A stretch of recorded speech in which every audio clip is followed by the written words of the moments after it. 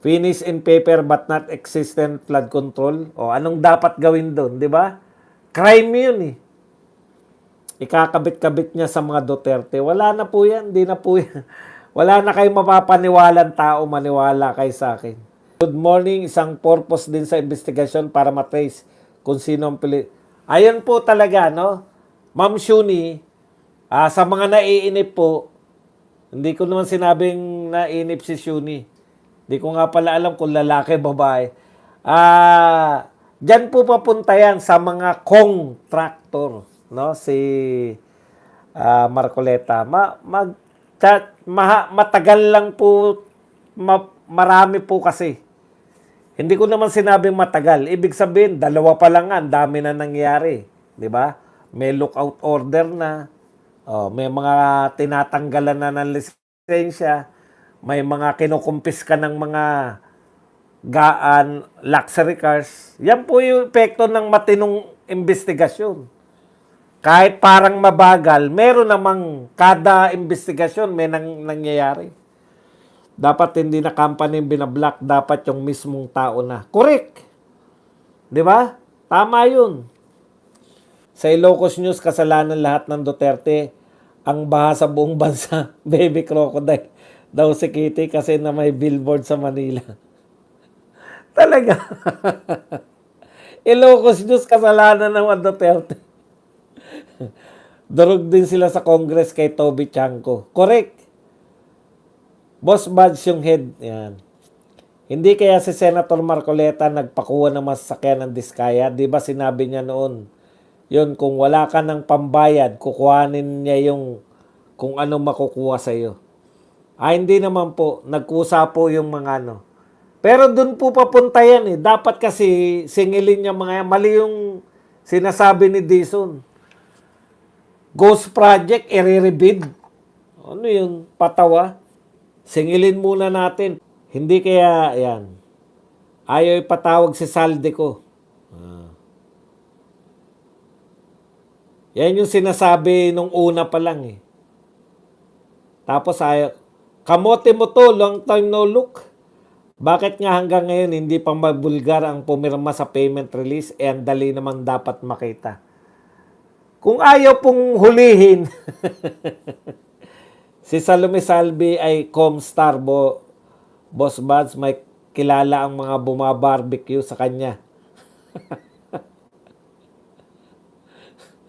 Boss Badong, Partido Federal daw si Miss Diskaya. Kinabahan si Mayor Bico na pamangkin ni Tito Sota na taga-suporta ni BBM. Kaya ang tapang mga mangulimbat sa DPWH. Boss Bas, ano masasabi mo sa gagawing investigasyon na bubuin ng DPWH? Wala na po yung DPWH, sinanggal na po. Yung pong bubuin na investigasyon ni BBM, gusto magpahiro lang eh. Sir Bas, kung totoo nagsabing takas na yung congressman, ano po yung continuous pa din ba silang sumasahod sa kaban ng bayan? Alam mo, Roland Cruz, sa dami na ninakaw nila yan, wala pong epekto yung mga sweldo. Baka pasweldo lang nila sa driver. Maliit po yan. Ang kinakailangan po natin, mapanagot yung mga tumatakas na yan. Sa Wadcom, walang patutunguhan, nagtatakipan lang kay Kong Toby, nag-walk out. Correct. Kung yung mga member mismo, putya, nagsasabi na walang patutunguhan eh. Ano paano pa yan? Member na sila, nag-iimbestiga na sila.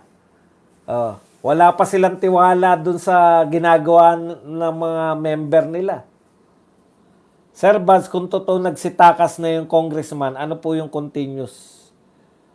Sir, kamote mo to. Good morning. Anong ginagalang ni Marcos ang due process? Bakit si PRRD walang due process? Pinahuli ni Bangag kahit walang kaso. Correct. Applicable po ba ang lookout order sa mga kagaya ni Saldico at Dong Gonzales na wala na dito sa bansa? Opo. Hindi ko po alam kung ano po yung lookout, yung palabas lang ba o yung pati yung mga nasa labas na. May mga mapapakulong o o makakasuhan si Marcoleta sa mga contractors. Totoo po yan. Yan po ang tunay na investigasyon. May re-recommendang makasuhan at mapakulong ng ombudsman. Tinago lang yun sa kabilang bakod ng mga sasakyan. Sir Bads, kung totoong nagsitakas na yung congressman, ano po mangyayari sa continuous pa rin ba silang sumasahod? Dapat nga suspendihin na kung tumakas na yung mga yan. Ano na yan? Awol. 'Di ba? Kung hindi naman sila awol, sino nag-aproba ng kanilang pag-alis sa Pilipinas? Damay din yan. Kasi alam nila na may problema. At etong mga si Saldico lalo na ay siya po yung head ng appropriation committee. Kaya dapat hindi siya yung pati yung nag-approve ng pag-alis niya, dapat kasuhan. Kung mapapatunayan. Kaya wala nga mapapatunayan dahil pinoprotektahan nga Lin TV Vlog, thank you very much sa 10 Hong Kong. Good morning po, Sir Badong, pangkapilang.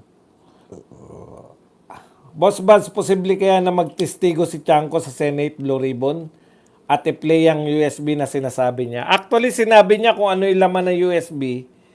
Yan yung USB na patunay, yung sinasabi niyang 50 billion na ang humingi ay si Saldico. Tsaka yung mga insertion. Siyempre, pinag-aaralan niya rin. Hindi naman siya po pwede na dumakdak lang ng dumakdak. Pag mga matatalinong tao, hindi po yan dadakdak ng walang ebidensya. Bads, ano comment mo mag-operate ng MR machine saka mag-opera na rin sa heart ang hospital ng Manila? Ano yung MR machine? Pasensya na po, hindi ko po alam yung MR machine. At ano yung mag-o-opera na rin sa heart ang hospital ng Maynila. Wala po kung hindi ko po alam yung sitwasyon ng hospital ng Maynila, kung ano po yan. Wala po akong idea, hindi po ako makakapag-comment diyan. Kasi hindi ko po alam kung ano po yung hospital ng Maynila. Ang mga hospital po kasi may mga grade yan kung pumasa sila dun, hindi ko po alam, wala akong idea kung ano po yung ospital ng Maynila. Ayan lang po. Thank you very much, Kylin TV Vlog. Hindi, sabi nga sa inyo, hindi tayo pan-local Hindi ako isasagot ko dyan kung mga taga Maynila siguro, alam yung tinatanong mo, pero hindi kasi ako taga Maynila. Kaya wala po ako. MR machine, Martin Romualdez po. Wala po ako idea kung ano yung sinasabi ninyo na mag-ooperate yung MR machine. Si Junior, puro drama lang lahat ng mga sinasabi niya. At saka sinasabi lang talaga. Tignan po ninyo, in-expose niya. Galit ako. Yun na yun, nagalit siya. Ano ngayon? Hindi ka naman vlogger. Kami po, ang kaya lang namin magalit. Vlogger kami. Pero kung presidente, dapat hindi lang magalit, di ba? Hindi ko rin po alam kung ano yung MRI machine.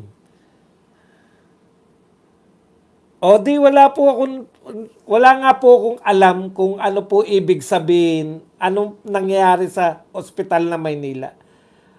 Ano po ba gusto niyo isagot ko? Wala ko ideya. Ang ibig ko sabihin, wala ko ideya. Mahirap po mag-comment na wala akong ka-ideya. Kaya kalimutan niyo na po yan. Yung mga minsan nakakapag-comment tayo sa mayor. Kasi, alimbawa, kay Vico Soto. Di ba? Kasi siya yung nag-expose ng Diskaya yun lang po yung alam natin. Pero kung tatanungin nyo ko, okay ba sa'yo ang palakad ni Vico sa Pasig? Ano naman malay ko sa palakad? Hindi naman ako taga Pasig. Di po ba? National po yung mga ano ko eh. Pang national level po. Kaya ako, kunwari, binuwag yung barangay hall ni Chua. Putya, bakit makakapag-react ka dun dahil nasa bangketa di ba? Hanggang dun lang po yung kaalaman ko. Pero yung, hindi po ako pamilyar sa mga nangyayari sa mga lokalidad. Kung kayo po'y nagagandahan, magsabi po kayo at sasabihin ko naman na okay pala dyan. No? Di ganun. Yun po yung point ko doon. Naimbitahan daw.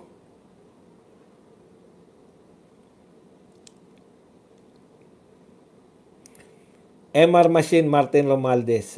Boss, sa tingin ko, investigasyon ng Senado at Congress, ang resulta niyan, magsasalubong sa uli.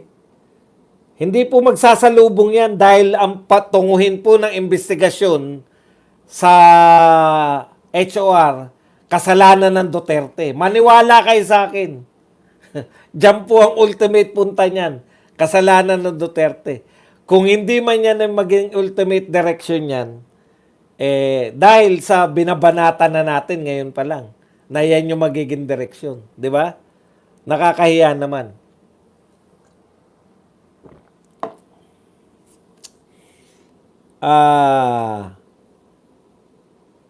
Oo nga, ano nga pwede? Alam ko na nga, ospital na Maynila under ng Manila City Hall. So ano po yung gusto nyong i-react ko? Sabi ko na nga, wala po akong alam kung ano pong ideya. Ano po ba nangyayari dyan? Ano po mangyayari kung mag-o-opera sila sa puso? Hindi ba sila dati nag-o-opera? Yung ba gusto, sabi ko sa inyo, hindi po ako taga Maynila. No, hindi ko po alam. Ang gusto niyo ba sabihin, purihin ko si Yorme? Sabihin niyo lang.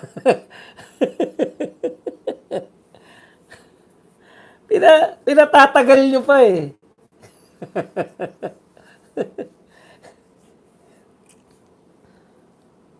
Good AM, Boss Baz. Ibang gobyernong ito kapag magna ka, protektado ka. Correct. Medical response. Medical response pala MR. BBM puro ngawa, walang aksyon or gawa. Parang x-ray machine. Sabi ni BBM, galit ako. Sabi naman ng Congress, ano ngayon kung galit ka? According to Attorney Neil, walang karapatan ng ombudsman magpatanggal sa impeachable officials. BBM, ano ngayon? Wala po, pero pwede po sila mag-imbestiga. Kahit yung Vice President, di ba? Tama ba? Hindi ako sigurado. Chrissy B, walang imposible kay Bangag. Yung ginawa nila kay PRRD, ang pinaka-example na kaya nila lahat imposible. Sir, ginugulo ka lang sa topic mo. Hindi naman tayo na nagugulo. Sinasagot naman natin sila. Baka po ibig sabihin ng commenter, nag-upgrade na ang services ng ospital na Maynila. O di okay po sa inyo. Congratulations po sa mga taga Maynila. At may improvement na yung ospital ng Maynila. Change topic na Boss Bats, wala tayong pakialam sa MRI ng Maynila. Boss Bats, malapit na yung libreng kuryente na 2K at dadagdagan pa daw ni Recto. Ginagawa yung fortune teller si Bado. Bakit kaya takot sila sa mahiwagang USB ni Chanko? Alam niyo si Chanko, magaling din, Magaling siyang gumamit, meron kasi siyang mga dala-dala, di ba? O, sige, yung mga nagsasabing hindi tayo binabayaran, pakitaan tayo ng cellphone, di ba? Ang galing niya ron O, sige, play niyo tong USB. Pinapakita niya lang na binaback-upan ko itong sinasabi ko. Binaback-upan ko lang itong sinasabi ko ng mga ebidensya. Bakit alam mo ng pamamalakad ng Duterte sa Davao, Boss Bas? Hindi ko rin po alam ang pamamalakad ng Duterte sa Davao. Kaya nga sinasabi ko, yung nagsasabi na may problema sa Davao, Nakadalaw na po kasi ako ng Davao eh, pero hindi pa po ako nakadalaw na ospital ng Maynila. Hindi ko nga po alam kung saan yun eh. Ang sinasabi ko po, nakita ko po, malalaki yung proyekto sa Davao. Ako po mismo nakaranas ako ng madaling araw dahil gutumin po ako. Madaling araw, maglalakad ako mga 500 meters papunta ng mga ano at walang gumagalaw sa akin. May gustong manggalaw sa akin. Pero magbabayad pa ako. Hindi na. Yun po yung pagkakaiba nung Davao at Maynila. No? Hindi ko po alam yung kalagayan ng very specific kasi ospital ng Maynila eh. Dapat kung may natutuwa kayo, boss, anong masasabi mo na libre na kami ngayon sa ospital ng Maynila? Para mga ganon. Di okay. Ganon lang yun. Tama ka sa sinasabi mo, Boss Buzz, about Auntie Claire na matalino siya pero ginagawa niya tayong bobo, kawawa ng mga naniniwala sa kanya. Nakakabilib si Chanko ha, in fairness, iba talaga kapag walang tinatago. Boss Buzz, 13 billion po ang laman ng USB ni Congressman Chanko ayon sa interview. Teka muna. 15 billion po kasi nabanggit mo. Alam kong sigurista po kayo sa tamang news. 15 billion. 15 billion, 13 billion yung kay hindi, meron kaya naging 15 billion yung almost 3 billion sa firm ni Saldico. Tapos yung the rest, direkta yun kay Saldico mismo. Siya mismo yung nag-request na wala naman siyang congressional district. Delikado pihado. Tiwali sa USB ni na Miss Cathy B at Sir Chanko. Cathy B. Cathy B. Iba naman yun. Wala ko idea yung kay Cathy B, di ba, yung mga USB nila. Sila lang nakakalam nun. Ito kay Chanko yung sa budget eh. Yung kay Cathy B, hindi natin alam, parang sa droga yan, mga nagdodroga. Magaling at palaban talaga yan si Chanko nung mayor pa yan sa Nabotas. Bansang mayroon, Miss MIR Machine PGH at Hospital ng Maynila. Ganun ba? Congratulations sa mga taga Maynila. Ibig sabihin, ngayon lang kayo nagkaroon yan nung panahon ni Yorme. Di ba? Bro, bad, sanga sila sa kaalaman mo. Kaya lang na itatanong sa'yo pati pang doktor. Wala talaga. Wala. Sir Bads, bangka na lang ba ang transportasyon dyan sa Metro Manila? Hindi naman. Kaya lang, ang bilis eh. Ang bilis talaga. Mga 30 minutes lang na umulan. Talagang hanggang dibdib eh. Kakaiba. Tingin ko sa dami ng infrastructure talaga na flood control. Yung nakita niyo yung mga bakal lang na biglang itinutusok na ganyan. Sabi ko kung malayang dumadaan dati yung mga tubig papunta dyan sa mga estero at sa mga tulay.